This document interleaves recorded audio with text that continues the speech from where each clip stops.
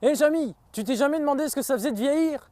C'est quand même bizarre qu'après autant d'années de recherche et de progrès en sciences, personne trouve une solution pour lutter contre ce phénomène. Non mais tu te rends compte? C'est quelqu'un arrivé à faire quelque chose contre ça? Mais c'est que t'as raison, ce serait extraordinaire. Attends, tu sais quoi? J'arrive.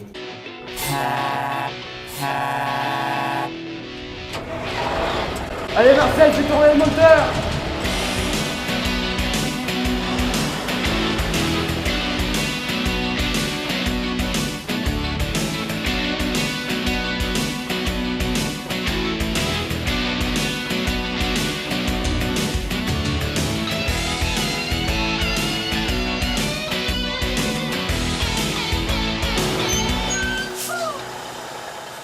Hé Jamy, on est au Forum européen de la bioéthique. On va y monter voir si on peut pas interviewer quelques personnes.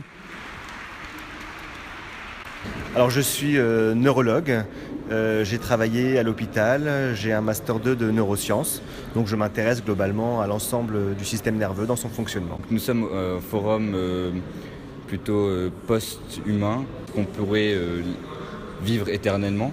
Alors en tant que neurologue, je m'intéresse à la mort sur deux aspects. D'abord en tant que médecin, sur un plan neurologique, c'est vrai qu'on distingue dans la définition de la mort d'un organisme vivant, c'est-à-dire c'est lorsque les mécanismes à l'origine de la vie s'arrêtent. Mais la définition de la mort pour l'être humain est un peu différente puisque c'est la mort cérébrale qui constitue la mort de l'être humain. Est-ce que vous pensez qu'aujourd'hui il y a déjà des solutions au niveau cellulaire pour arrêter ce vieillissement, pour stopper cette mort? Alors je pense qu'il faut distinguer deux choses. D'une part, l'immortalité, qui est un mythe. Par contre, ce qu'on est en mesure de faire et qui a déjà été fait, c'est repousser les limites de la mort dans le sens où on allonge la durée de vie. Le vieillissement est lié à plusieurs facteurs. Tout d'abord, il y a un vieillissement qui est lié à un vieillissement de l'ADN. L'ADN dans les cellules va s'altérer progressivement au fil du temps, notamment par des phénomènes oxydatifs. Donc avec le temps, les protéines s'oxydent et l'ADN est de moins en moins bien réparé. En fait, au cours du temps, la mitose est de moins en moins efficace. Du coup, l'ADN est de moins en moins bien réparé, ce qui provoque l'accumulation de mutations. Finalement, survient l'apoptose, la mort de la cellule. Sinon, dans les autres cas, une tumeur apparaît.